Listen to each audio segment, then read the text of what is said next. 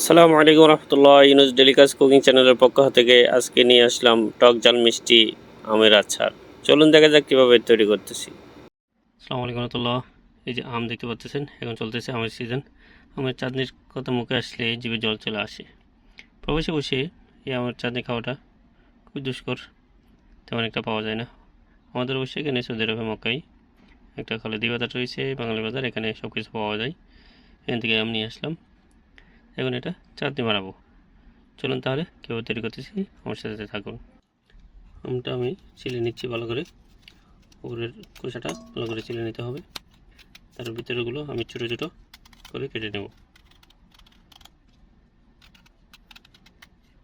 একেবারে কাঁচা আম। আমার আমগুলো ছিলা হয়ে গেছে, এখন এগুলো আমি স্লাইস করে নেব এবং পাতলা পাতলা করে স্লাইস করব আমি। এই দেখেন, যত পাতলা স্লাইস করব তত এটা মরিচের সাথে লবণ মরিচ দিয়ে খেতে খুব স্বাদ হবে, কারণ এটার সাথে অ্যাডজাস্ট হয়ে যাবে। এই দেখেন, আমার চাটনি তৈরি করার জন্য আমার স্লাইসগুলো হয়ে গেছে।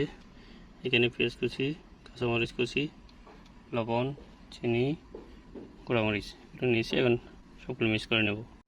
প্রথমে আমি স্লাইসগুলো দিয়ে দেবো। দুইটা আমের মধ্যে অনেকগুলো স্লাইস হয়েছে মাশাআল্লাহ।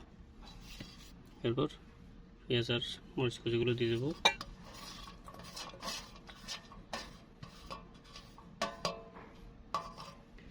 এরপর দেবো লাল গোড়ামরিচ,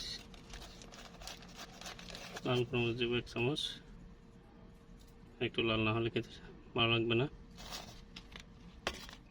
এরপর দেবো লবণ দেবো পরিমাণ মতো।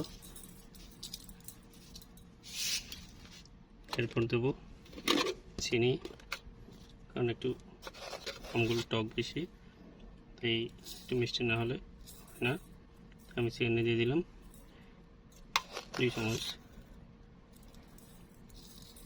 এখন আমি ভালো করে মিক্স করে নেব।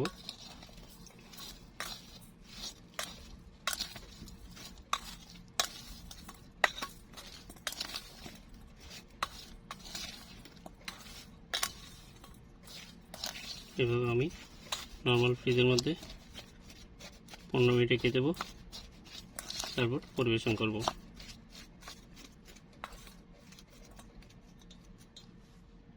এই যে দেখেন, 15 মিনিট পরে আমার চিনিগুলো সবগুলো মিক্স হয়ে গেছে। দেখেন কি সুন্দর একটা কালার চলে আসছে। এখন আমি পরিবেশন করব। বিসমিল্লাহ। ইয়ামি, ওয়াও, টক ঝাল মিষ্টি, অসাধারণ সুন্দর এবং খেতেও সুস্বাদু।